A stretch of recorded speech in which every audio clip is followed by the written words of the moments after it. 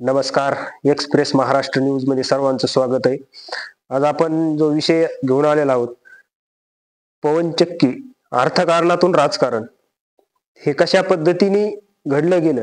जी संतोष देशमुख यांची जी हत्या झाली, ही हत्या मूळ कारण कशामुळे घडली, तर त्याचं पहिलं मूळ कारण होतं ते पवनचक्की. ह्या पवनचक्कीमुळे संतोष देशमुख यांची हत्या झाली आणि ती हत्या नव्हे तर निर्गुण हत्या असंही म्हटलं तरी वावगं ठरणार नाही.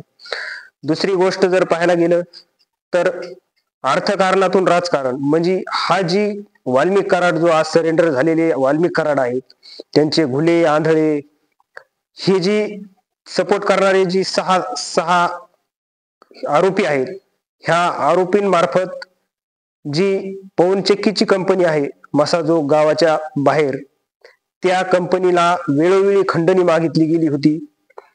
खंडणी मागितल्यामुळे ती खंडणी का मागितली गेली होती, तर यांना ते पैसा जो खंडणी मिळणार होती 2 कोटीची, ती खंडणी मारण्याच्या 5, 6, 7 दिवसापूर्वी किंवा 6-7 दिवसापूर्वी मागितली गेलेली नव्हती, तर ती खंडणी मागितली गेली होती. त्याच्यामधनं त्यांना राजकारण करायचं होतं आणि राजकारण म्हणजेच हा राजकारणासाठी जो पैसा येणार आहे तो राजकारण करण्यासाठी पैसा वापरायचा होता. तर ही ठिकाणी इथे संतोष देशमुख यांचीच आत्महत्या झाली, त्यांची हत्या केली गेली.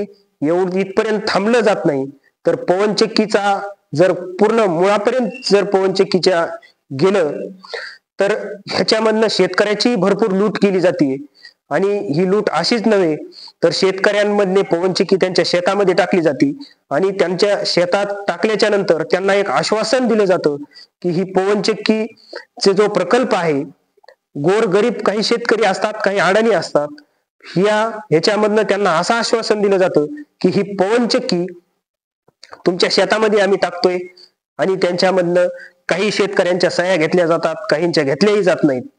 परंतु ह्याच्यामध्ये टाकल्याच्या नंतर जर पाहायला गेलं तर शेतकऱ्याला असं सांगितलं जातं की आम्ही तुम्हाला महिन्याकाठी यातनं पैसे मिळतील, महिन्याला आम्ही तुम्हाला पैसे देत जाऊ. अशा प्रकारचं एक वातावरण तयार केलं जातं आणि त्यांच्याकडनं सह्या घेतल्या जातात आणि ती पवनचक्की त्यांच्या शेतामध्ये बसवली जाते. परंतु ज्या वेळेला तो काही काळ उलटला जातो आणि शेतकऱ्यांच्या ते लक्षामध्ये येतं, काही शेतकरी असे असतात की त्या शेतकऱ्यांचे तिथं जर शेतकरी त्या गटामध्ये 6 असतील तर 2 शेतकऱ्यांचेच हे घेतले जातात, सह्या घेतल्या जातात आणि बाकीच्या 4 शेतकऱ्यांचं पैसे, त्यांचे सह्याही घेतल्या जात नाहीत आणि त्यांना काही मोबदलाही दिला जात नाही.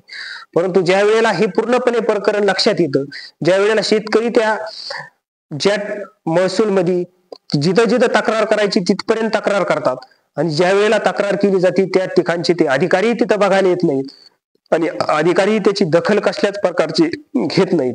मग दखल का घेत नाहीत, तर ह्याच्या पाठीमागं राजकारण असतं.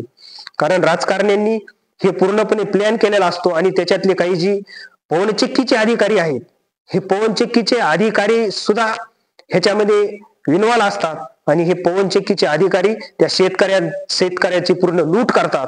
आणि हे जर पाहायला गेलं तर ह्याच्यामध्ये पूर्णपणे त्या कंपनीचा दोष नाही, परंतु जे खाली अधिकारी ठेवले जातात ते अधिकारी मात्र पूर्णपणे चुकीची पद्धत करतात आणि शेतकऱ्याची लूट करतात. ह्याच्यामध्ये जर पाहायला गेलं तर अधिकाऱ्यांना सुद्धा काही मोबदला असू शकतो, ह्याच्यामधनं शेतकरी मात्र पूर्णपणे भरडला जातो आणि शेतकऱ्याची मात्र नैराश्य होते. शेतकरी पळून पळून थकला जातो. शेवटी काही शेतकरी राखेल ओतून घेण्यापर्यंत येतात, तरीही त्याची मात्र दखल मात्र मूळतः कुठं घेतली जात नाही. परंतु ही पवनचक्कीचा जो हे प्लॅन्ट पडला गेला, हा फक्त प्लॅन्ट पडला म्हणून संतोष देशमुख यांची आत्महत्या झाली असं नव्हे, तर ह्या पवनचक्क्यांमुळे सुद्धा शेतकऱ्यांची सुद्धा भरपूर लूट केली जाते. ह्या कुठंतरी सरकारने ह्याची दखल घेतली पाहिजे. तो शेतकऱ्यांचा मोबदला मिळाला पाहिजे. आणि त्याचबरोबर शेतकऱ्यांना मोबदला मिळत असताना ह्याच्यामध्ये कुठेही राजकारण्यांचा हस्तक्षेप नसला पाहिजे. आणि राजकारण्यांचा जर हस्तक्षेप नसला तर शेतकऱ्यांना मात्र त्यांच्या जागेचा मोबदला हा पूर्णपणे चांगल्या पद्धतीने मिळला जाईल. आणि जे शेतकरी नकोय म्हणतात त्याही शेतकऱ्यांच्या शेतामध्ये ह्या प्रकारच्या पवनचक्क्या बसवल्या जातात. ह्या पवनचक्क्या कुठेही जे शेतकरी नको म्हणतात तिथे बसल्या गेल्या नाही पाहिजे आणि जे शेतकऱ्यांची इच्छा आहे त्याच शेतामध्ये बसल्या पाहिजेत. परंतु बसल्याच्या नंतर त्यांना त्यांच्या पद्धतीने त्यांचा मोबदला मिळाला पाहिजे. हे मात्र गरजेचं, हे होणं गरजेचं आहे. कुठंतरी सरकारने, शासनाने याच्यात लक्ष देणं गरजेचं आहे. जे अधिकाऱ्यांनी काम केलं नाही, जे आजपर्यंत ज्या केसेस झाल्यात पवनचक्कीच्या, हे पण पूर्णपणे थांबलं पाहिजे. जे केसेस केल्या गेल्या त्याच्यावरती सुद्धा दखल घेतली पाहिजे आणि त्या शेतकऱ्यांना त्याच्यामधनं मोबदला मिळाला पाहिजे आणि राजकारण्याचं मात्र कुठेही हस्तक्षेप नसला नाही पाहिजे. हे एक संतोष देशमुख यांची आत्महत्या झाली म्हणून हे पूर्णपणे आता उघड व्हायला सुरुवात झालेली आहे.